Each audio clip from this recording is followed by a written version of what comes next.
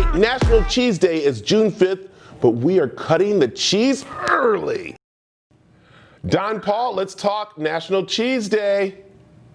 Hey, you gotta love cheese. Everybody loves cheese. Matter of fact, 31 pounds a year is what we eat as average Americans. That's a ton of cheese. That's a lot of cheese, so it's nice. But I like what happens now is that you can have cheese in different ways thanks to ParmCrisps.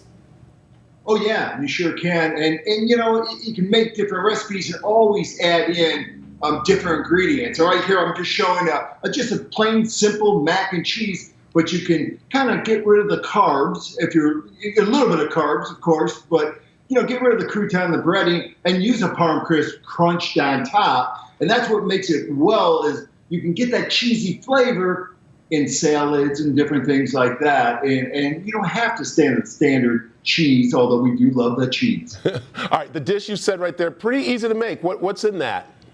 It is. It's just you're going to get 16 ounces of mac and cheese. You're going to use 4 cups of cheese. And I added, Parmesan cheese in there a little bit, some mozzarella. I kind of mix up the cheese. And the beauty about this is you can make it a little bit more adult. And when I say that, I'm like, all right, you got jalapenos, you want a little spicy, you put that in the mix. You want some bacon or some other sausage, put that in there, and you make it as your own. And like I said, I like the ParmCrisps because it's 100% cheese, so you're not, it's all natural, and then you just kind of crunch it on top, and then you bake it just enough to get a nice crunch on that. And that's the thing. And I'm using a cast iron skillet, which goes right in the oven. And just about 10 minutes, you bring it on out, and it's nice. It's cheesy goodness, really. Oh, I like that. And I know you could use the different little flavors. What flavors were you sprinkling on there? Because what sprinkle were you doing? Cheddar. I'm not gonna, but you know what? I also use the sour cream and onion, which is kind of interesting because some people, if I talk to when I do recipes and everything, they say, I like crunching potato chips on top of my mac and cheese. I said, that's fine.